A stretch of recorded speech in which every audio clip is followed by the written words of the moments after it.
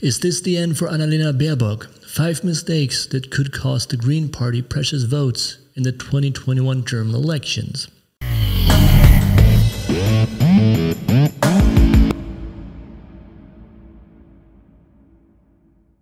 Is this the end for Annalena Baerbock? 5 mistakes that could cost the Green Party precious votes in the 2021 German elections. Now, the Green Party has been a media favorite for the last few months, and it seemed that many voters were preferring the Green Party over the CDU, the SPD, and all the other parties taking part in the elections. But some recent developments could change everything. Here are the 5 mistakes that could cost the Green Party precious votes in the 2021 German elections. Mistake number 1. Forgetting the roots. Catering to the urban elites.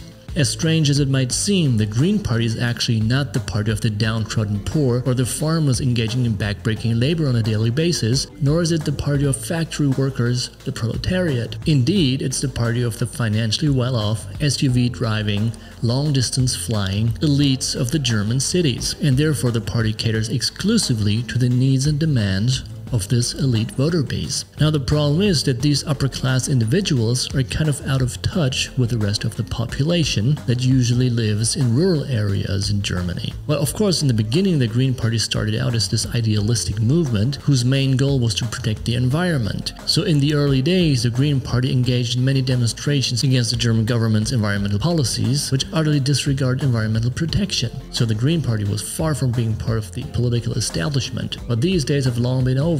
After the reunification in 1990, the Green Party realized that in the power vacuum following the collapse of East Germany lay an ideal opportunity to expand their power. In 1998, the Green Party joined forces with Gerhard Schröder's Social Democrats and became their coalition partner. And then, of course, everything changed. The Green Party realized that power and money were actually worth sacrificing their ideals, and therefore they started catering to a different voter base, the urban elites, because this is where the money is.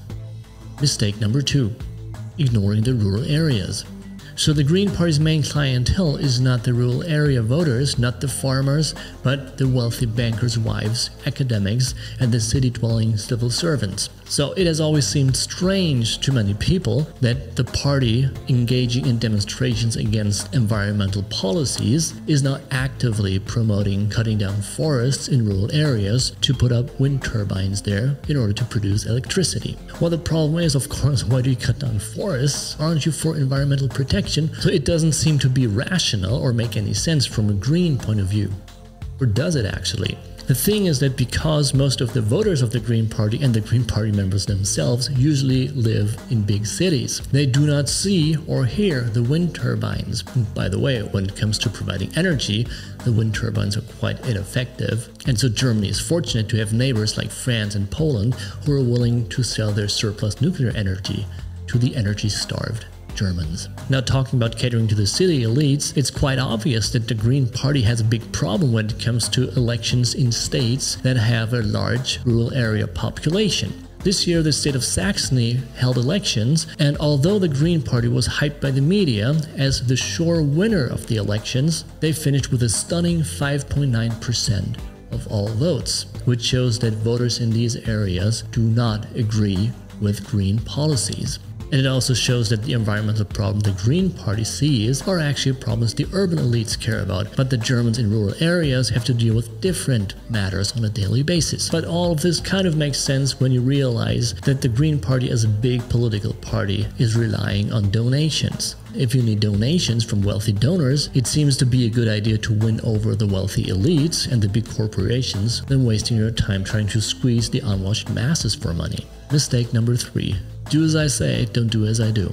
Speaking about ignoring the countryside and the environmental consequences green policies have in the rural areas, one cannot but be amazed by the fact that the Green Party does not have a problem whatsoever with destroying the environment, as long as it's not the environment that voters see every day. So the Green Party is a strong promoter of electric mobility, and of course this means that the companies who produce electric cars will need a lot of lithium to produce their batteries. Now, it's a well-known fact that most of this lithium comes from third world countries like the Democratic Republic of Congo. Now, the conditions there are less than environmentally friendly. So this is a fact that is of course ignored, not only by the Green Party itself, but also by the media. But the thing is, of course, you don't see this reality since it's far away from Germany and the voter base of the Green Party. So it comes down to what you don't see doesn't exist. And then there's of course many little scandals that have been haunting the Green Party recently. One perfect example is the case of a Green Party politician from Hamburg who took his wife on a so-called business trip to Malta.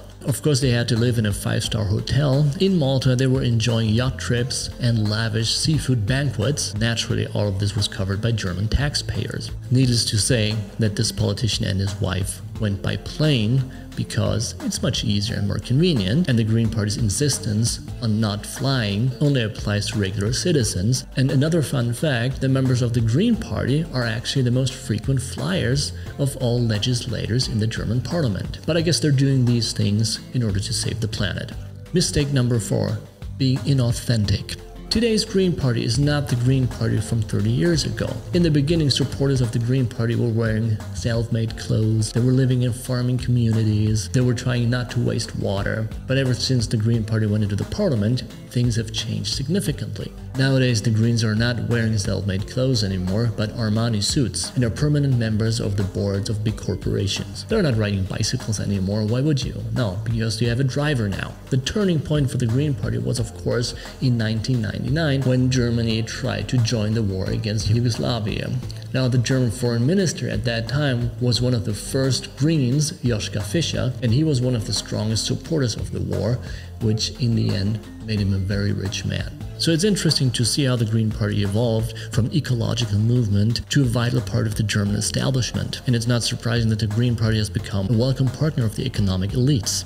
Now, the Green Party has indeed found the Holy Grail when it comes to winning over German voters. And this Holy Grail is bans and restrictions. Germans are real suckers for a decent ban. You know, deep in their hearts, Germans are still Lutherans, and they see this earthly life as a kind of penance for mankind's original sin. So the key is to connect this heartfelt guilt with the party's policies. But don't get me wrong here, inauthenticity is not a Green Party problem. It's a very widespread phenomenon among all parties and all politicians in general. Now, before we get to the 5th biggest mistake that could cost the Green Party precious votes in the 2021 German elections, let's review the previous 4 mistakes again. Mistake number 1, forgetting the roots, catering to the urban elites. Mistake number 2, ignoring the rural areas. Mistake number 3, do as I say, don't do as I do. Mistake number 4, being inauthentic. And here's the 5th and final mistake that could cost the Green Party precious votes in the 2021 German elections. Mistake number 5, choosing the wrong candidate, Annalena Baerbock, who like no other represents the urban elites. Annalena Baerbock has been the darling of the German media ever since she was elected one of the chairpersons of the Green Party, the other one being Robert Habeck, who was truly hurt by the decision of the party to go with Annalena Baerbock instead of him as candidate for the German elections. Now, the Green Party has been trying to convey the image of Annalena Baerbock as being the cool, hip and young candidate with whom German environmentally conscious voters could identify. She has been in every single German TV talk show, and moderators have been going very easy on her, always trying not to make her lose face in front of her fan base. But nevertheless, Annalena Baerbock has managed to destroy her own reputation and her party's reputation by repeatedly displaying her ignorance on economic issues and almost all other matters that came up in the interviews. Again and again, she seemed uninformed and inarticulate and unable to answer the most simple questions asked by the moderators. And then, of course, the reports on inconsistencies in her resume started. Plus, the book she published was plagiarized in parts, and then even her university degree came under suspicion, which made many of her supporters question her credibility. So the Annalena Baerbock phenomenon kind of reminds one of the Martin Schulz disaster in the 2017 election, when Martin Schulz was declared the sure winner of the German elections. Of course, he suffered a devastating and embarrassing embarrassing defeat by Angela Merkel. So ultimately, the media hype didn't pay off. So these were the 5 mistakes that could cost the Green Party precious votes in the 2021 German elections. So might this be the end for Annalena Baerbock? So the media might have realized recently that going with Annalena Baerbock was a poor choice, because even the most favorable media outlets have been either awfully silent or stopped their daily bombardment with pro-Baerbock bits altogether. It may have dawned on them that in the case of Annalena Baerbock, reporting less is definitely more. Thanks for watching, stay tuned for more videos, and don't forget to subscribe to this channel.